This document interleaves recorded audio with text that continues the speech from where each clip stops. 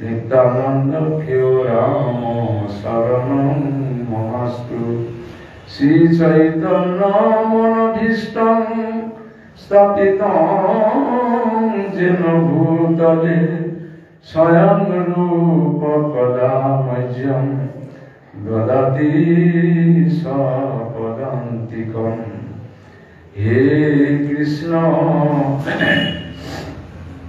করুণা সিন্ধু তত জলম বিনয়।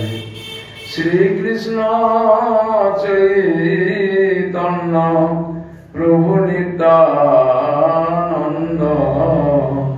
শ্রী অদ্বৈত গদাধর শিবাসাদি শ্রী গৌর ভক্তবৃন্দ।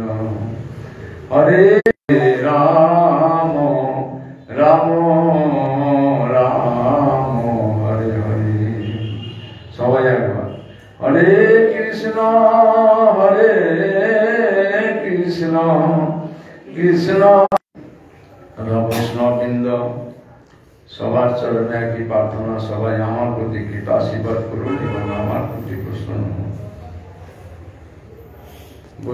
আসে। এই জন্য এই যে আমরা বলছি নজরান, কিন্তু ভিতরে আমাদের চাই এই ভাব আছে। আমাদের ভক্তি বল্লভ তীর্থ জানতে পারি যে হ্যাঁ, আমি তো ভগবানের দাস, আমি যে দেহ নই। দেহের ভিতরে যে একটি চেতন বস্তু আছে, জীবাত্মা। পূর্বে আমি কয়েকদিন আগে এটা আলোচনা করেছিলাম যে আমাদের এই একটি শ্লোকেতে, চতুর্শ্লোকের মধ্যে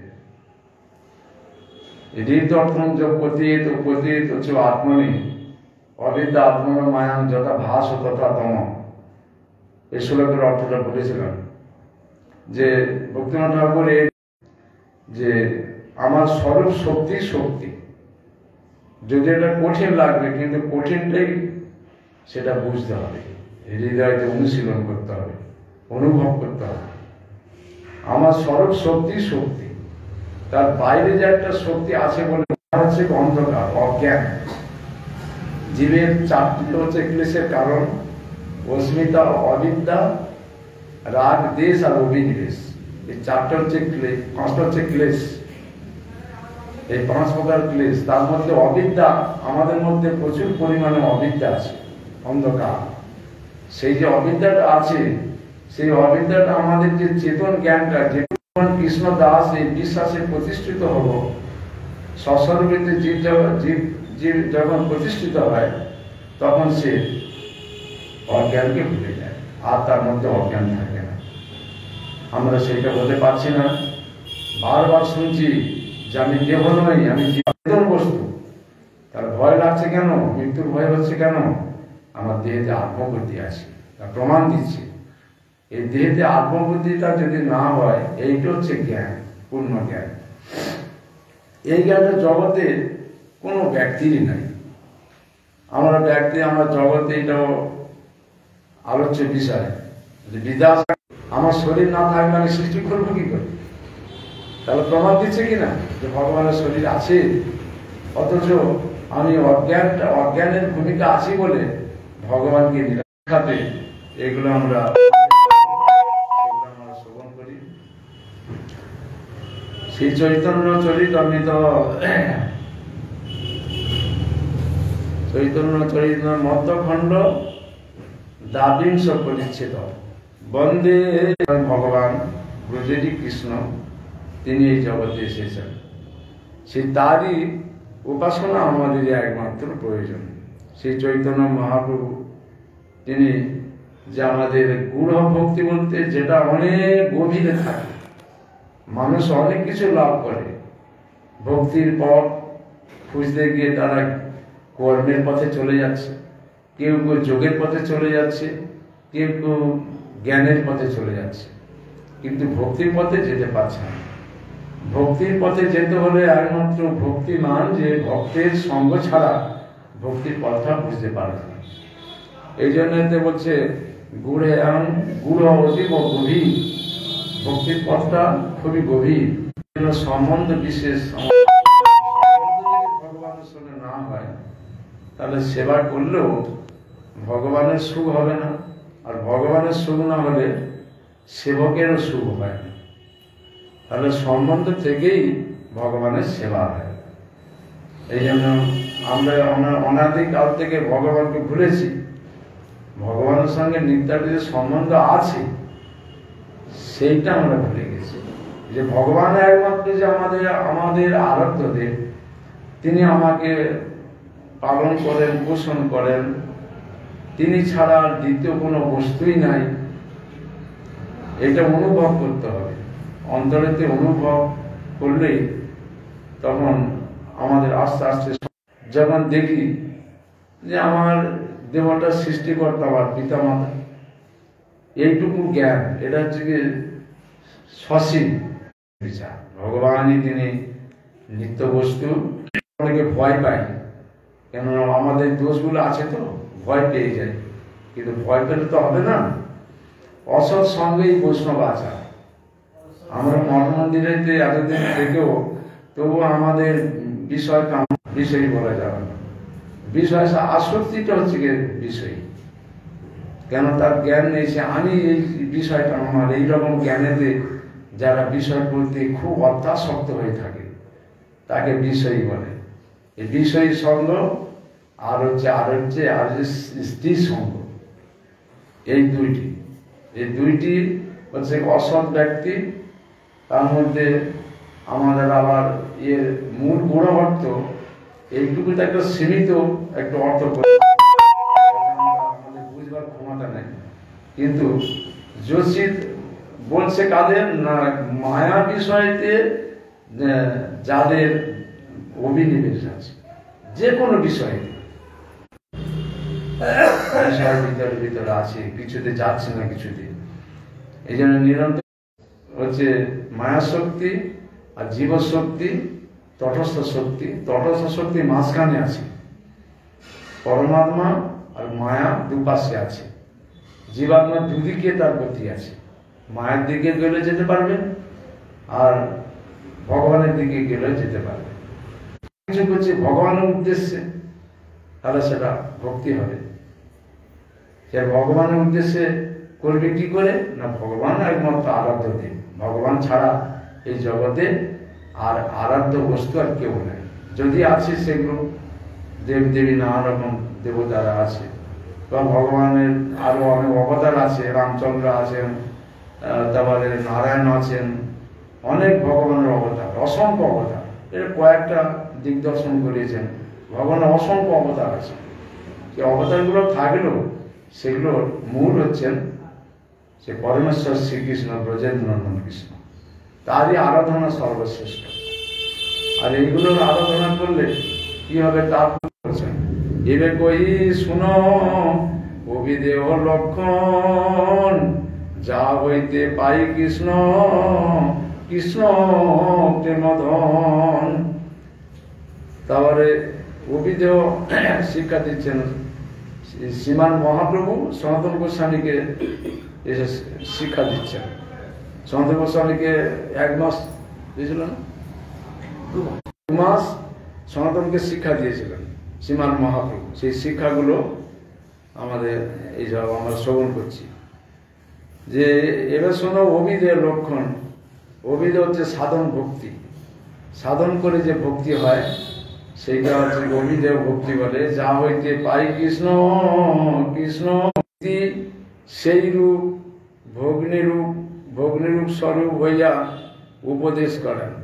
পুরাণাদি ভাতৃরূপেতে শ্রুতি মাতার অনুগত হইয়া তাই বলিতেছেন। অতএব এ মূঢ়, আপনি যে একমাত্র শরণ, ইয়ে আমি সত্যরূপে জানিলাম। সমস্ত শাস্ত্রে যে ভগবান ছাড়া আর ভক্তি কেউ দিতে পারবে না, একমাত্র ভগবান। অদ্বয় জ্ঞান তত্ত্ব কৃষ্ণ স্বয়ং। ভগবানের পিতা মাতা লাগে না, ভগবানের পিতা নাই, মাতা নাই, বংশ নাই, তার বন্ধু আত্মীয় কেউ নেই, কারো প্রয়োজন হয় না ভগবান। কিন্তু যেগুলো লীলা করবার জন্য যেগুলো পিতা বলে পরিচয় দিচ্ছেন, মা যশোদা, মাতা নন্দা মহারাজ পিতা এগুলো স্বীকার করে নিয়েছে। তাই এগুলো সাধনা করে ভগবানকে পুত্রকে পেয়েছেন। পুরোপুরো জন্য সাধনা করে ভগবানকে পেয়েছেন। কিন্তু ভগবান আমাদের বদ্ধ জীব যেরকম কর্মফল ভোগ করবার জন্য কর্মফলের জীব পিতামাতাকে আশ্রয় করে একটা সংসারের মধ্যে আবদ্ধ হয় মাত্র। এই জন্য অদ্বয় যে জ্ঞান তত্ত্ব কৃষ্ণ, তিনি স্বয়ং ভগবান, তারই সরস্বতী থেকে নিজেকে প্রকাশ করেন। আর সরস্বতী থেকে সম্বিত আবার আছে বিষ্ণুর যে তিন, তার মধ্যে প্রথম পুরুষ হচ্ছে কারণাবসায়ী বিষ্ণু। ওই কারণাবসায়ী বিষ্ণু থেকেই যাবতীয় অবতার, সব যত অবতার আছে ভগবান স্বয়ং তার শরীর থেকে কিছু এই জগতে অবতার নয়। অবতার হচ্ছে প্রথম পুরুষ যে কারণাবসায়ী বিষ্ণু, তার থেকে যাবতীয় সবই সরস্বতী হচ্ছে।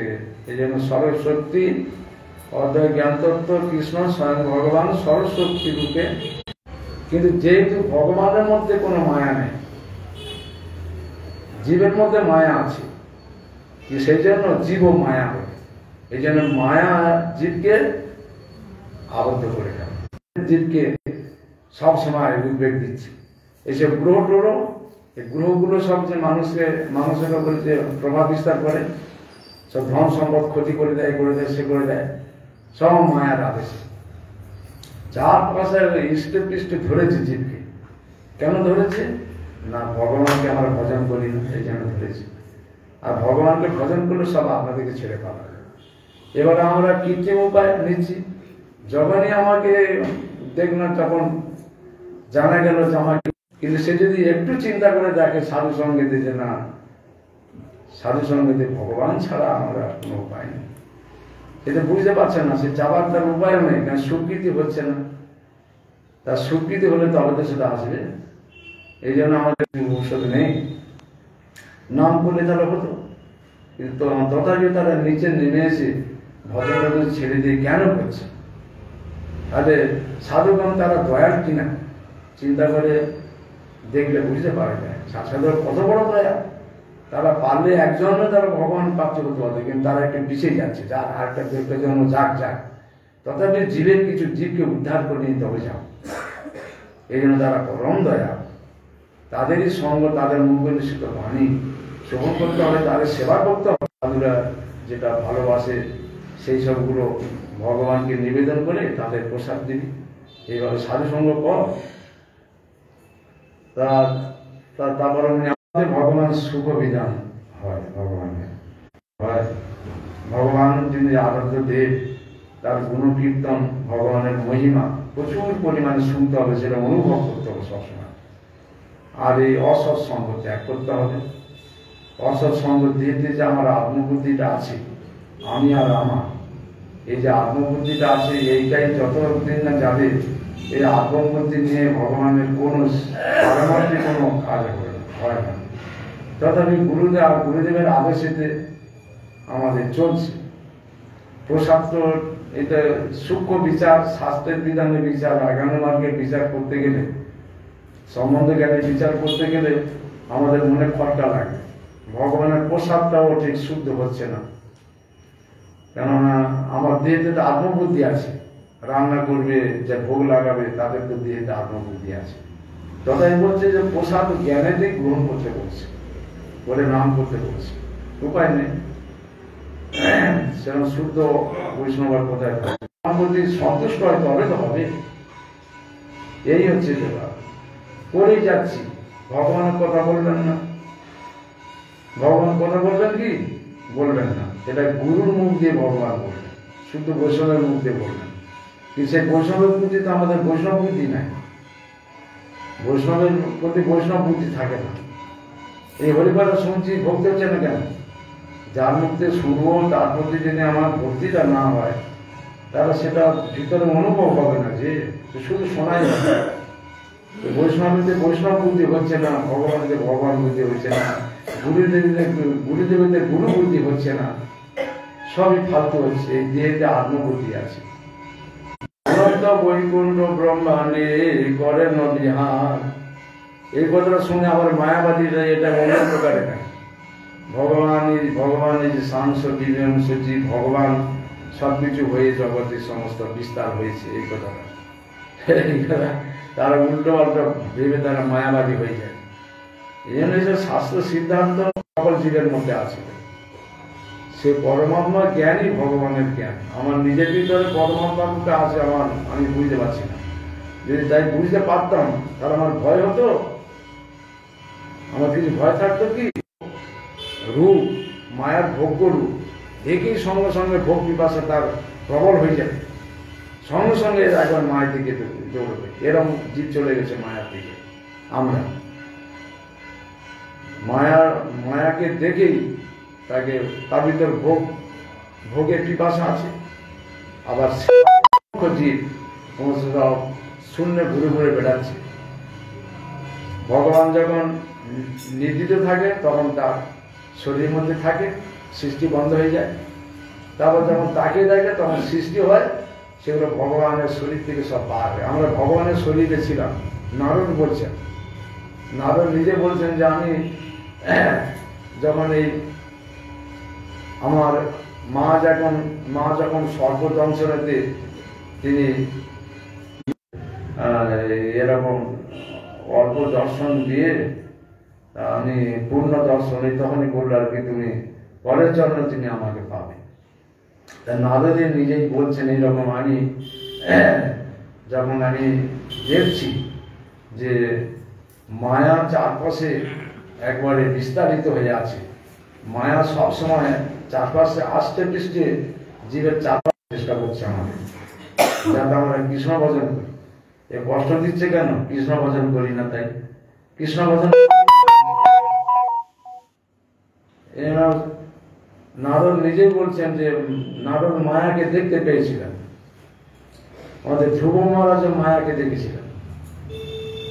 এইসব ভক্তরা তারা মায়াকে দেখেন। সাংস বিবেনাংশ রূপে হইয়া বিস্তার,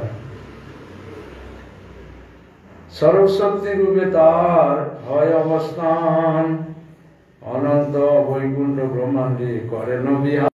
ছাত্র করবে থাকে এইরকম অবস্থা মানুষের। অবস্থা কি সাধু সঙ্গে করে না? সাধু সঙ্গে একটুখানি করলে হবে না তো, এসে 1 ঘন্টা পাস করলো, 7 দিন বন্ধ হয়ে গেল। ঘরে ঘরে ছাদ হচ্ছে 7 দিন ধরে, তাই কি করে হবে? শুনেও মঠের থেকে বুঝতে পারছি করছে যে আমার প্রভু সেবা করো, তুমি আমার প্রভু সেবা করো। তুমি আমার প্রভু তো তোমাদের সৃষ্টিকর্তা, তিনি তো সকলার পিতা। এই জগতের পিতা 2-4 জনের পিতা, কিন্তু ভগবান যে সকলের পিতা, সেই পিতারই সেবা করা সকলেরই ধর্ম। সেই আমার পিতার সেবা করো, সকলের পিতা।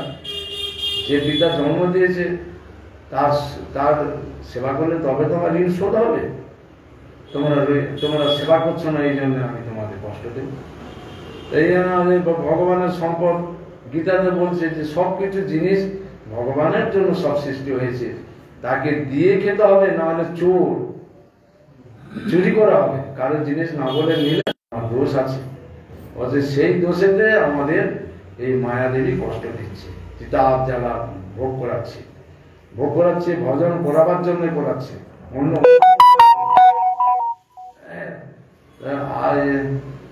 সেই দোষে মায়া পিশাচি দণ্ড করে তারে, আধ্যাত্মিকাদি তাপত্রয় তারে জারি মারে। রাতে খেতে খেতে মায়া এই এখানে যেরকম বল শট মারে, এখান থেকে শট মারে আরেকটি ব্রহ্মাণ্ডে পাঠিয়ে দিচ্ছে। সেখানে গিয়ে এইরকম ভোগ সৃষ্টি করছি আমরা। কারণ জীবাত্মার ভিতরে ভোগ প্রবৃত্তি আছে, ভোগ প্রবৃত্তির জন্যই তো ভগবানের থেকে আমরা পড়ে গেলাম। আমরা তো ওখানে যেতে পারতাম। নিত্য জগতে ভগবান সর্বস্ব তোমার চরণে সবিয়া পড়েছি তোমার ঘরে। তোমার ঘর, আমার ঘর না। ভগবানের চলে, এটা বাস্তব হতে হবে, অন্তর থেকে হতে হবে, মুখে বললে হবে না।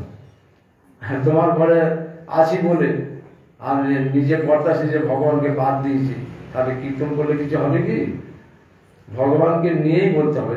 তিনি যে ভোগ করে, এটা একটা রোগ, আমাদের রোগ সৃষ্টি হয়েছে, কঠিনে দাঁড়িয়ে গেছে। এখানে কে সারাবে? সবই তো সংসারী লোক, সবই ওই রকম রুগী। সংসার ছাড়া কে থাকতে পারবে? কে থাকতে পারবে? কুটুম বাড়ি যাক, সে কত ভালো মন্দ খাওয়া, কত যত্ন, কত সম্মান, কদিন থাকবে? একদিন দিন থেকে নিজের ঘর চলে আসবে, সে ভালো লাগবে না। ঘরে আসক্তি। আমি কোনো স্ত্রী নয়, পুরুষ নয় যে আমাদের অর্জন করতে হবে, এইটা আগে অর্জন করে তবে বসতে হবে। নাম বিপ্র নচল নরপতি নারী বৈষ্ণব না শূদ্র নাম গিয়ে না গোপী ভক্তু গোপীগণের যে ভরণ পোষণ নেয় পরমেশ্বর শ্রীকৃষ্ণ ব্রজেন্দ্রনন্দন কৃষ্ণ, তার দাসের অনু, দাসের দাস আমি। এই আমার স্বর্গের পরিচয়। যদি এই সেবা কেউ নয়, ভগবানের যে সেবা যে বলে না, সেবার কেউই নয়, আর সে শত্রু। এখানে শত্রু হয়ে যাচ্ছে। ছেলেকে ভগবানের সঙ্গে হুন্ডা হয়ে যাবে সব। কেন? তার কত পালন করছে না। তো মা তো তাকে তো বাচ্চা শিশু অবস্থায় তার মুখেতেই মাছ তুলে দিচ্ছে, প্রধান শত্রু এটা। কিন্তু এরা যদি ভগবান এইটাই সুবিধা করে দিয়েছে, মূর্তি নিয়ে কিছুই হবে না, পারমার্থ জগতে কিছুই হবে না। কিন্তু তথাপি আত্মমূর্তি নিয়ে ভগবানের সেবা করতে হবে। ভগবানের কৃপা, সাধুগুরু বৈষ্ণবের কৃপা একটু একটু।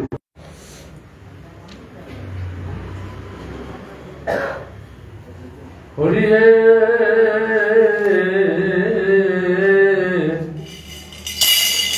প্রপঞ্চে পড়িয়া অগতি অগতি অগতি চরণে তোমাদের তোমাদের